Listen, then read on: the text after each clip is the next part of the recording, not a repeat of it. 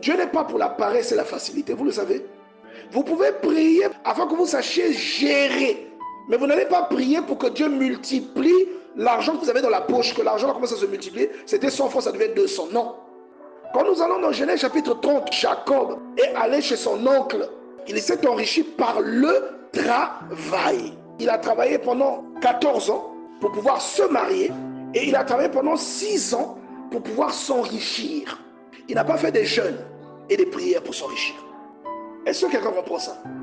Il n'a pas fait de programme de Triduum ou de Neven. Il n'a pas prié pendant des semaines pour s'enrichir.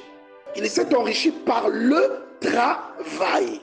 Donc lorsque Dieu établit quelque chose pour vous, qu'il vous conduit, il y a une contribution qui est attendue de vous humainement. Il y a des choses que la prière apporte, mais il y a des choses que vous devez apporter. Beaucoup demeurent dans des situations précaires. Beaucoup demeurent dans des difficultés financières pour une absence d'organisation. Parce qu'on pense à tort que le fait que nous prions va nous préserver ou va conserver notre argent. Non, quand vous allez que vous payez un paquet de biscuits, votre argent est décrémenté. Lorsque vous vous organisez pour que cet argent produise quelque chose, vous investissez dans un actif, votre argent s'incrémente. Ce n'est pas la prière qui fait ça. Dieu n'est pas pour la paresse et la facilité. Dieu a établi le monde avec des lois. C'est lui qui a créé les lois. Qu'il faut planter, après il faut arroser, après il faut attendre que ça pousse, après il faut attendre que ça mûrisse, que ça porte du fruit, et ensuite que le fruit la mûrisse. C'est Dieu qui a établi toutes ces lois-là. Donc l'une des plus grandes erreurs de plusieurs prieurs, de plusieurs croyants, est de confondre le rôle de la prière avec le rôle de leur intelligence, avec le rôle de leur disposition naturelle, avec le rôle de leur talent, avec le rôle de leur compétence.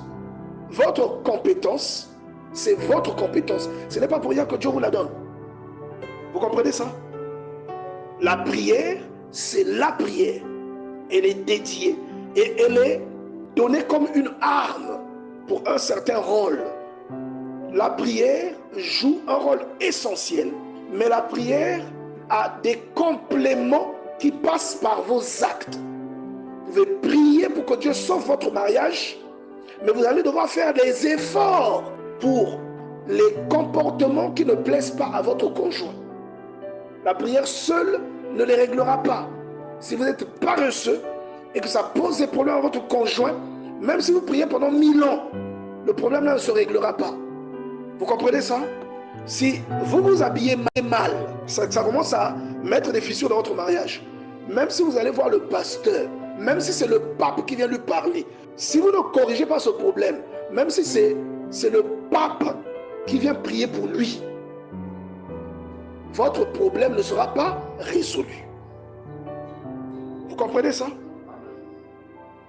Le problème ne sera pas résolu.